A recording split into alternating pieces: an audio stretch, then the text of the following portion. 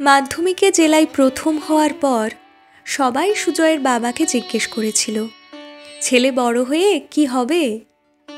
কয়েকজন পরামর্শও দিয়েছিলেন, ডাক্তার, ইঞ্জিনিয়ার, ডব্লিউবিসিএস বা আইএসের মতো কিছু আকাশ ছোঁয়া স্বপ্নের। কিন্তু সুজয়ের বাবা বলেছিল, সারা জীবন চাষ করে জীবন কাটালাম, এক চালার ঘরে টালির ফাঁক দিয়ে আজও আকাশ দেখা যায়। বর্ষার দিনে আমাদের ঘরের ভেতরে বন্যা হয়, ছোট মেয়েকে কোলে নিয়ে বসে থাকে ওর মা। মাটির দেওয়ালে ফাটল ধরেছে, হাজার শুকনো দুশ্চিন্তায় দিন কাটে। অভাব আমাদের নিত্য সঙ্গী। পেট ভরে দুমুঠো ভাত খেতে দিতে পারি না, প্রয়োজন মতো বই খাতাও কিনে দিতে পারি না। ওসব স্বপ্ন আমাদের সইবে না গো। তবে সুজয়ের বাবা ছলছল চোখে বলেছিল, সারা দিন রোদে জলে খাটুনির পর প্রতিবার যখন বাড়ি ফিরে শুনি ছেলেটার এমন রেজাল্টের কথা, সবাই সুনাম করে, বড় বড় স্বপ্ন দেখতে শেখায়, তখন বড় স্বাদ জাগে ছেলেটা বড় হয়ে একটা আদর্শ মাস্টার হোক, আরও অনেক মেধাবী ছেলে মেয়ে তৈরি করুক, ও 10 জনের একজন হোক। সবাই যখন বলবে সুজয় স্যারের বাবা যাচ্ছে, তখন গর্বে আমার বুকটা ভরে উঠবে। একদিন মাথা উঁচু করে বলতে পারবো, জমিতে লাঙল চালিয়ে আমি সোনা চাষ করেছি, ঈশ্বর আমাকে একটা দামি রত্ন উপহার দিয়েছেন। হাজার হাজার মধ্যবিত্ত পরিবারের ছেলেমেয়েরা ওকে দেখে সাহস পাবে, সবাই জানবে গরিব হলেই স্বপ্নগুলো থেমে থাকে না, ইচ্ছে শক্তি আর পরিশ্রম থাকলে জেতা যায়।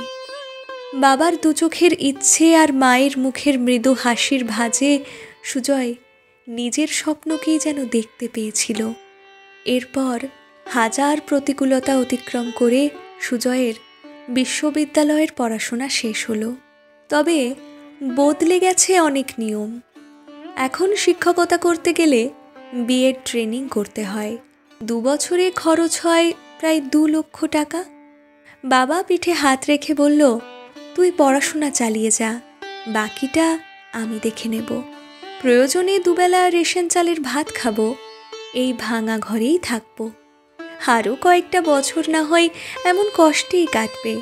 তুই চাকরি পেলে তারপর আনন্দ করব, বাড়ি হবে, ধুমধাম করে তোর বোনের বিয়ে দেব। কিন্তু সব গল্প তো রূপকথা হয় না। আরও 2 বছর কাটলো বিএডের পেছনে। কলেজে ফার্স্ট ক্লাস পাওয়া ছেলেটার বয়স 30 পেরোলো, কোনো চাকরি নেই। টিউশন করে কোনো রকমে নিজের খরচটা মিটে যায়, বাবাকে বিশেষ সাহায্য করতে পারে না সুজয়।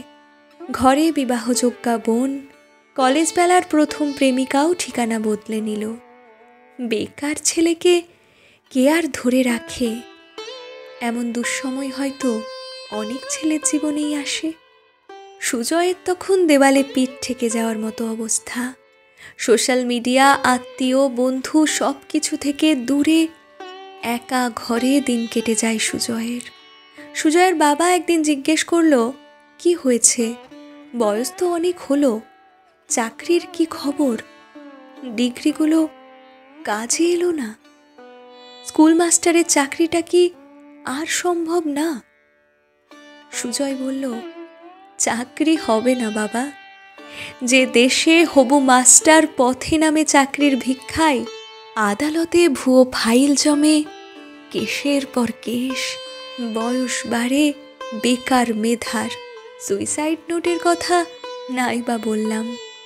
যে দেশে দুর্নীতির আবির মেখে শাসক ব্যস্ত গদি নিয়ে, শিক্ষা যাচ্ছে রসাতলে, টুকলি করা বখাটে ছেলে স্কুল মাস্টার, অযোগ্যরা শাসন করে, সমাজ তো ভঙ্গুর হবেই।